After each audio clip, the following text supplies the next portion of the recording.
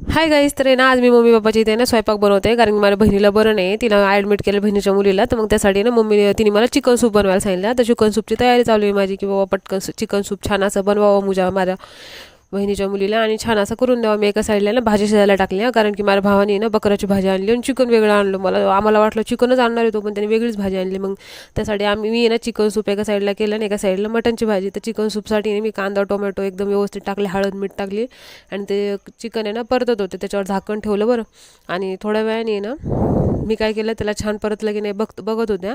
तर चिकन छान होतं, मऊसूत होतं. माझ्या भावाने म्हणजे छान आणलं होतं बरं. त्यासाठी कोणाकोणाला चिकनची भाजी आवडते नक्की कमेंट करा. मग त्यानंतर आहे ना त्याच्यात मी तेल टाकलं कारण की सूपमध्ये ती मला जसं सांगितलं तसं मी ट्राय केलं. आणि अशी भाजी एवढी मस्त लागते. अद्रक लसूण कोथिंबीरची पेस्ट टाकली बरं, त्याच्यात एकदम छान परतून घेतला. आणि परतल्यानंतर आहे ना 5 मिनिटांनी त्याच्यात थोडंसं आहे ना पाणी टाकलं. तसं तर मला चिकनची भाजी लहानपणापासून येते, आवडते बरं. पण माझ्या मम्मी पप्पाला आवडत नव्हती म्हणून कधी खाल्ली नाही आम्ही. मग नंतर आहे ना माझा जेस बघा इथं कसं घर बनवत बसल्या, मी शिजण्यासाठी ठेवलं आणि इथं त्यांच्या दोघांचा खेळ बघत बसले. भावाभावांचा चालू होतं त्यांचं घरात खेळ बनवणं. आणि मी माझं बसले होते रिलॅक्समध्ये. माझ्या चेहऱ्यावर पिंपल्स खूप आले होते. मी असं विचार करते कधी जातात यार हे पिंपल्स चेहऱ्यावरचे. मग त्यानंतर इथं मस्त तोपर्यंत चिकनची भाजी ना शिजली बरं, छान असा सूप तयार झाला. मग चिकनचं सूप आहे ना कोणाकोणाला बनवता येतं आणि कोणाकोणाला चिकन आवडतं नक्की कमेंट करा. आपला जो हा व्हिडिओ बघतील त्या. मग त्यानंतर मी आहे ना भात झाला आणि भात आणि ना चिकनची भाजी आहे ना चिकनचा सूप आहे ना तो दिला बरं भरून माझ्या बहिणीच्या मुलीला. म्हटलं बाबा खाईनी.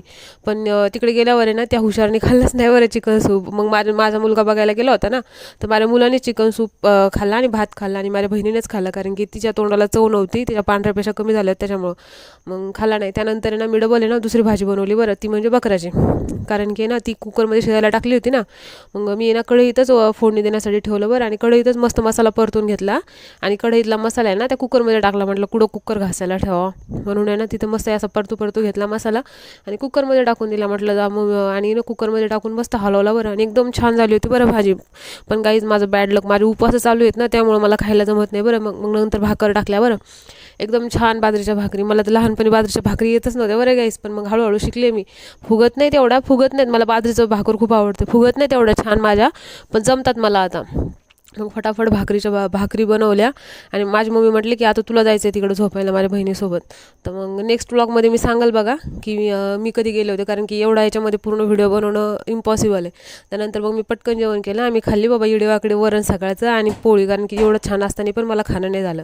त्यानंतर जे अमोल मला नेऊन सोडणार होतं तर चावी घेतली आणि चावी घेऊन ना आम्ही निघतच होतो बघा. पण काय झालं, अमोलनी ना घरीच टिफिन विसरला माझ्या बहिणीला द्यायचा.